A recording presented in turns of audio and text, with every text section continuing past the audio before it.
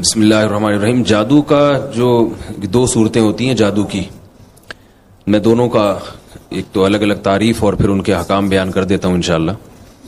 جادو ایک تو ہر اس کام کو جس کے اسباب مخفی ہوں, ہر اس اثر کو جس کے اسباب مخفی ہوں, اس کو بھی جادو کہا جاتا ہے. مثال کے طور پر کوئی بھی ایسا کام ہوا جس کی لاجک آپ کی سمجھ میں نہیں آ رہی, حالانکہ لاجک اس کی ہوتی ہے لیکن لاجک سمجھ میں نہیں آ رہی, وہ بہت باریک لاجک ہوتی ہے اس کی, تو اس کو بھی جادو کہا جاتا ہے, جس کو انگلش میں میجک کہتے ہیں. آپ نے میجک شو آج کل یوٹیوب پہ آ رہے ہیں کہ وہ بندے کے جو ہے نا وہ ٹانگیں کاٹ کے الگ کر دیتے ہیں, وہ اور دھڑ الگ اور ٹانگیں الگ ہو گئیں, لوگ اس کو جادو کہتے ہیں. حالانکہ وہ ہوتا ہی ہے کہ وہ نظر کا دھوکہ ہوتا ہے, کچھ ایسی چیزیں لگائی بھی ہوتی ہیں اور وہ خود بتاتے بھی ہیں کہ یہ حقیقت میں ٹانگیں وانگیں نہیں کٹی ہیں, کچھ بھی نہیں ہوا ہے, اور یہ باقاعدہ سیکھی جاتی ہے یہ چیز. یہ شعبتیں ہیں, نظر کا دھوکہ ہے. آپ یہاں بھی دیکھ رہے ہوتے ہیں لوگ 20-20 روپے میں شو دکھا رہے ہوتے ہیں, وہ جناب وہ رومال سے کبوتر نکال لیا, تو یہ حقیقت میں رومال میں کوئی کبوتر نہیں ہوتا, یہ سب ٹرک ہوتی ہے.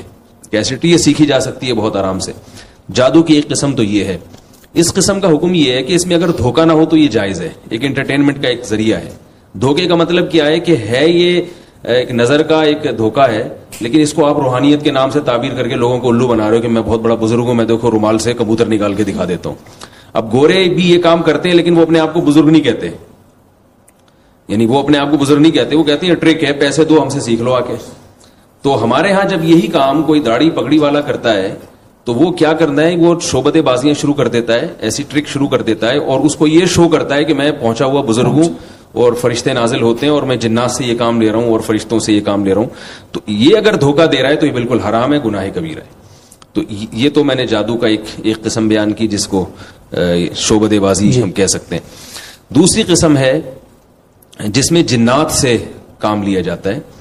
جنات کی فطرت میں شر غالب ہے, تو بعض دفعہ جنات کو کوئی میسج دیا جاتا ہے کہ فلاں کو آپ نقصان پہنچا دو, اور وہ میسج دے کے جنات کو خوش کیا جاتا ہے. جنات کی عادت یہ ہے کہ جو کافر جنات ہوتے ہیں یا نافرمان ہوتے ہیں وہ بہت ہی کوئی وحشیانہ قسم کا جب آپ کام کرتے ہیں تو خوش ہو جاتے ہیں. شیطان یعنی شیاطین ہیں جن کو میں جنات کہہ رہا ہوں, جنات اور شیاطین ایک ہی چیز ہے.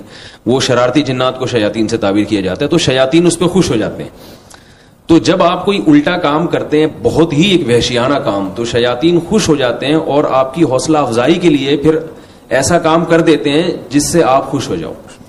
اس کی میں آپ کو ایک مثال دیتا ہوں کہ میں ایک جگہ گیا, مجھے وہاں بتایا گیا کہ یہاں کوئی بزرگ دفن ہے, اور یہ بزرگ جو ہیں یہ اتنے زبردست پہنچے ہوئے بزرگ ہیں کہ یہ قبر کے اندر سے لات مارتے ہیں بندے کو, اور وہ قبرستان کی دیوار سے جا کے لگتا ہے.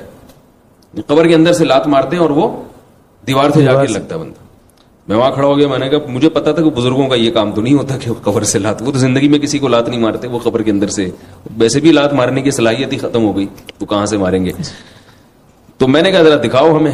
تو 2-3 لوگ بیٹھے, وہ اور یہ ہوا کہ باقی وہ کلابازیاں کھا کے دیوار سے جا کے قبرستان کی دیوار سے جا کے لگے, اور لگ رہا تھا کہ یہ فیک نہیں ہے, حقیقت میں یعنی کوئی ایسی غیبی طاقت ہے جو ان کو دھکا دے رہی ہے. میں سمجھ گیا کہ یہاں قبرستان میں یہاں جنات ہیں, لوگوں کا عقیدہ خراب کرنے کے لیے یہ شیاطین اس بندے کو لڑکا رہے ہیں تاکہ لوگوں کا عقیدہ خراب ہو اور ان کی قبر سے ان کی عقیدت بڑھ جائے اور پھر وہ لوگ منتیں مانے. تو یہی ہو رہا تھا اس قبر پہ. تو 2-4 لوگ لیٹے میرے سامنے آ کے, تو میں نے کہا کچھ بھی نہیں ہے. میں نے کہا دیکھو میں لیٹتا ہوں, کچھ نہیں ہوگا انشاءاللہ, یہ سب شیاطین ہیں, جنات ہیں. اور جو لوگ شیاطین پر عقیدہ رکھتے ہیں تو شیاطین ان کے ساتھ تصرف کرتے ہیں, اور اگر آپ کا عقیدہ مضبوط ہو, آپ شیاطین کو زیادہ لفٹ نہیں کراؤ, تو وہ پھر آپ کو پریشان بھی نہیں کرتے, جیسے کہ سورہ جن میں ہے. مجھے آپ اجازت دیں میں اس موضوع پر تھوڑا ڈیٹیل میں بات کروں, کیونکہ یہ جادو کا موضوع بہت, اس میں بہت خلط لوگوں نے کیا ہے. اور جعلی عاملین کا, ہاں جعلی عاملین جو ہے نا جادو کے نام پہ بہت الو بناتے ہیں لوگوں کو. تو یہ جو مزاروں پہ بھی یہی ہوتا ہے کہ آپ جا رہے ہیں اور آپ کا جن اتر گیا, حالانکہ جن اترتا نہیں ہے, وہ وقتی طور پر جن اترتا ہے تاکہ جب آپ گھر جائیں تو دوبارہ چڑھا جائے اور پھر آپ مزار پر آئیں تو اتر جائے, تاکہ اس مزار والے بابا سے آپ کا عقیدہ مضبوط ہو. اگر آپ ہمت کر کے جانا ہی چھوڑ دیں تو نہ وہ چڑھے گا نہ اترنے کی نوبت آئے گی. جیسے ہمارے محلے میں ایک صاحب سگریٹ پیا کرتے تھے, ڈاکٹر نے بتایا کہ بھائی تم سگریٹ چھوڑ دو, تمہیں جو کھانسی ہو رہی ہے نا, اتنا بلغم, یہ سب سگریٹ کی وجہ سے. وہ کہتے تھے میں سگریٹ پیتا ہوں تو بلغم نکلتا ہے, میں نہیں پیتا تو وہ اندر ہی رہتا ہے. تو ڈاکٹر نے ان کو ڈانٹا, انہوں نے کہا یہ پیدا ہی اس لیے ہوتا ہے کہ سگریٹ پیتے ہو, جب سگریٹ چھوڑ دو گے تو پیدا ہی نہیں ہوگا تو نکالنے کی ضرورت ہی نہیں رہے گی. بالکل.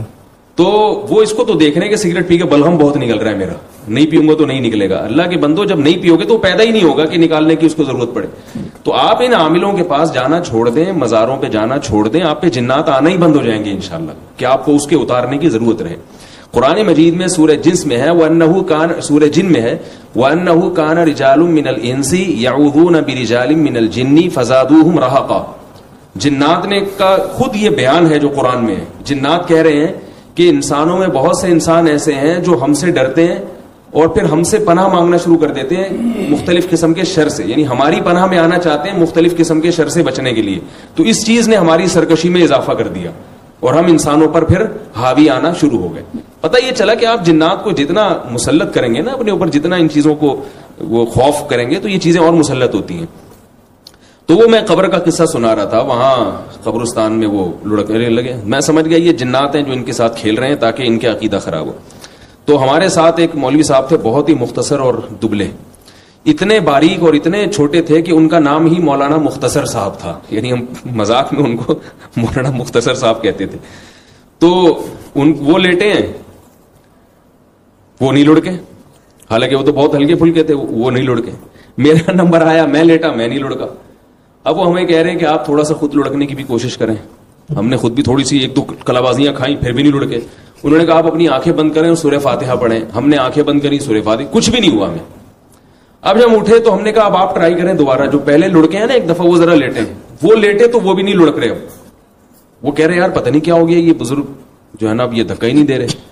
اور وہ یہ ہمیں کہہ رہے ہیں کہ پھر ہمیں کہہ رہے ہیں تم لوگ کا عقیدہ صحیح نہیں ہے, اس وجہ سے یہ کرامت یہاں بزرگ کی ختم ہو گئی. میں نے کہا ہمارا عقیدہ صحیح ہے, اسی وجہ سے یہاں شیاطین یہاں سے بوریے بستر گول کر کے بھاگ گئے. تو جادو بعض دفعہ ایسے الٹے کام کرو تو جنات پھر کچھ حرکتیں شروع کر دیتے ہیں. تو اس میں آپ نے دیکھا ہوگا یہ جو جادوگر ہیں نا, یہ کیا کرتے ہیں کہ قبرستان سے کسی بچے کی ہڈی نکال کے لاؤ, یا چوزے کو زندہ دفن کر دو, یا خون سے معاذ اللہ قرآن کی آیتیں لکھو, یا قرآن الٹا لکھو. تو یہ بڑا کفری اور وحشیانہ عمل ہے. تو جب آپ اس قسم کا کوئی عمل کرتے ہیں تو جنات خوش ہو کے بعض مرتبہ آپ کا کوئی کام کر دیتے ہیں. میری اپنی ذاتی تحقیق یہ ہے کہ جنات کو قابو میں کرنا ممکن نہیں ہے. کام لینا اس طور پر کہ کوئی ایسا آپ کچھ کر دیں تو جس میں آپ کو خوش کر کے وہ کچھ کر لیں, خوراک کھلاتے ہیں, ہاں تو وہ آپ وہ کر لیں. لیکن ایسا نہیں ہوتا کہ آپ نے ان کو کیپچر کر لیا اور اب آپ ریموٹ کنٹرول کی طرح ان کو گھماتے رہیں, ایسا نہیں ہوتا. تو ایسا کریں گے تو کوئی بھی نہیں آئے گا, یعنی مطلب ہے کہ آپ کا نظام عالم برباد ہو جائے گا. تو اب یہ ایک طریقہ ہے, یہ بھی جنات کا ہے. نبی صلی اللہ علیہ وسلم پہ جادو ہوا تھا, اس میں بھی یہی طریقہ استعمال کیا گیا تھا کہ وہ ایک میسج دیا جاتا ہے, اس میں پتلوں پہ سوئیاں لگا کے یا کوئی ایسا کر کے میسج دیا جاتا ہے کہ بھئی اس کو نقصان پہنچانا ہے. تو اس کا حکم کیا ہے, یہ قرآن مجید نے اس کو کفر قرار دیا ہے. اس میں اگر شرکی الفاظ کہیں ہیں کسی نے تو وہ کافر ہو جائے گا, شرکی الفاظ اگر نہیں کہیں تو کافر تو نہیں ہو جائے گا مگر کبیرہ گناہ کا مرتکب ہوگا. اور فقہاء نے لکھا ہے کہ حکومت پر لازم ہے کہ ایسے شخص کو قتل کر دے جو اس جادو کرتا ہے. یہ عام آدمی کا کام نہیں ہے کہ وہ خود یہ کام کرتا پھرے, حکومت پر لازم ہے کہ وہ ایسے شخص کو زندہ نہ چھوڑے. البتہ ایک اہم بات یہاں پر یہ ہے کہ لوگ نہ جادو سے خوفزدہ بہت ہوتے ہیں. دو چیزیں میں یہ بیان کروں گا کہ جادو سے کیا حقیقت اور ماہیت بھی تبدیل ہوتی ہے کسی چیز کی, ایک مسئلہ تو یہ رہ گیا ہے. دوسرا مسئلہ میں یہ بیان کروں گا کہ جادو جو ہے اتنی ڈرنے کی چیز نہیں ہے جتنا لوگ آج کل ڈر رہے ہیں. جادو اسباب ضعیفہ میں سے ہے. دیکھیں جب بھی کوئی کام ہوتا ہے نا, کسی چیز کا کوئی نتیجہ, ہم کوئی سبب اختیار کرتے ہیں تو اس پر نتیجہ نکلتا ہے نا. جی آپ کو پیاس لگ رہی ہے, آپ پانی پیئیں گے, پانی پینا سبب ہے پیاس بجھانے کا. پانی پیئیں گے تو یقیناً پیاس بجھے گی, الا یہ کہ کوئی معجزہ ہو جائے اور پیاس نہ بجھے, لیکن پیاس بجھتی ہے. تو ہم یہ کہہ سکتے ہیں کہ پانی پینا پیاس بجھانے کا یقینی سبب ہے اور اس سبب کو اختیار کرنا فرض ہے. اگر آپ کو پیاس لگ رہی ہے, آپ پانی نہیں پیتے اور مر جاتے ہیں, خودکشی کا گناہ ہوگا. بھوک کے وقت کھانا جب آپ کھائیں گے تو پیٹ بھرے گا. تو یہ یقینی اسباب ہے. اسی طرح بیماری میں علاج کرنا, ہم جب دوا کھاتے ہیں تو عام طور پر ہم ٹھیک ہو جاتے ہیں لیکن بعض دفعہ ٹھیک نہیں بھی ہوتے. تو علاج کرنا ایک تھوڑا سا نسبتاً کمزور سبب ہو گیا, ٹھیک ہے نا. اسی وجہ سے فقہاء کہتے ہیں علاج واجب نہیں ہے. بعض دفعہ علاج کے بعد بھی فائدہ نہیں ہوتا اور بعض دفعہ علاج کے بغیر ہی بندہ ٹھیک ہو جاتا ہے. تو علاج کرنا سنت ہے, واجب نہیں ہے. کھانا کھانا واجب ہے, پانی پینا واجب ہے. علاج اسباب ضعیفہ میں سے ہے مگر پھر بھی اس کا اثر زیادہ ہوتا ہے. تیسری چیز وہ ہے کہ جب ہم وہ سبب اختیار کرتے ہیں تو اکثر نتیجہ نہیں نکلتا. کبھی کبھار اتفاق سے نکل بھی جاتا ہے. اس کی مثال ایسے جیسے کسی کو بخار ہے, آپ اس کو کوئی بخار کا تعویذ باندھ دو, بہت کم امکان ہے کہ تعویذ سے بخار اتر جائے. اگر تعویذ سے عام طور پر بخار اترتا تو ڈاکٹر لوگ پیناڈول کے بجائے وہ تعویذ کی پرچیاں لے کے بیٹھے ہوتے. بخار کے مریض کو آپ 2 گولی پیناڈول کھلا دیں, بخار 90% چانسز ہیں کہ بخار اتر جائے گا, کیسا ہی تیز بخار ہو. لیکن آپ اس کو تعویذ لٹکا دیں اس کے گلے میں تو 5% چانس ہے کہ اس کا بخار اترے. 95% یہی ہوتا ہے کہ نہیں اترے. اور 5% جو چانس ہوتا بھی ہے اگر اتر بھی جائے تو یہ پتہ بھی نہیں ہوتا کہ یہ خود سے ہی اترا ہے یا اس کے تعویذ کی وجہ سے اترا ہے. تو اسی طرح جیسے یہ تعویذ ہے اسباب ضعیفہ میں سے, ایسے ہی جادو کے ذریعے جب ہم کسی کو نقصان پہنچاتے ہیں, تو جب ہم کسی کو نقصان پہنچاتے ہیں, نقصان پہنچانے کا ایک طریقہ یہ ہے کہ آپ بندوق سے گولی مار دیں اس کو, یہ بالکل یعنی یقینی اثر, فوراً اثر ہوگا. ایک طریقہ ہے چاقو مار دیں, ایک طریقہ یہ ہے کہ اس کو دھکا دے دیں, ایک طریقہ یہ کہ زہر پلا دیں, ایک طریقہ یہ ہے کہ آپ جادو کریں اس کے اوپر. تو جیسے زہر کے ذریعے نقصان یقینی ہے, فوری ہے, لیکن جادو کے ذریعے جو نقصان ہے وہ نہ تو یقینی ہے اور نہ ایسا نقصان ہے کہ یعنی جتنا آپ نقصان پہنچانا چاہتے ہیں اتنا نقصان ہو اس کو. اگر کوئی جادوگر 100 آدمیوں پہ جادو کرے گا تو عین ممکن ہے کہ 100 کے 100 میں سے کسی پہ بھی اثر نہ ہو, اس کا امکان بھرپور موجود ہوتا ہے. اور یہ بھی ہے کہ اگر ان 100 میں سے کسی ایک پہ اثر ہوتا بھی ہے تو جتنا اثر اس نے ڈالنے کی کوشش کی ہو سکتا ہے اس کا صرف 1% ہو یا 5% ہو, اور اس کا بھی امکان ہوتا ہے کہ 100% ہو جائے. تو اس سے کیا پتا چلا کہ جادو کن اسباب میں سے ہے, اسباب ضعیفہ میں سے. اگر یہ بات میری آپ تسلیم نہیں کرتے تو پھر جادوگر جو ہے نا, یہ ان کے تو ہاتھ میں بہت بڑی طاقتیں آ جائیں گی. یہ تو بیٹھ کے کسی کو بھی نقصان پہنچانا ہے بڑے آرام سے. آپ دیکھتے ہیں کہ جادوگر تو بالکل ننگ دھڑنگ ہوتے ہیں, ان کے پاس تو کچھ بھی نہیں ہوتا. کسی کے پاس اتنی بڑی صلاحیت آ جائے کہ وہ جب چاہے جس کو چاہے نقصان پہنچا دے, وہ تو دنیا کا بادشاہ بن جائے. لیکن یہ ان کی حالت دیکھیں, یہ تو اب لوگوں نے ان کو پیسے دینا شروع کیے ہیں تو انہوں نے گھر بار بنا لیے, ورنہ ہمارے بچپن میں یہ جتنے جادوگر تھے یہ فٹ پاتھوں پہ بیٹھتے تھے اور رات کو فٹ پاتھ پہ سوتے تھے بیچارے.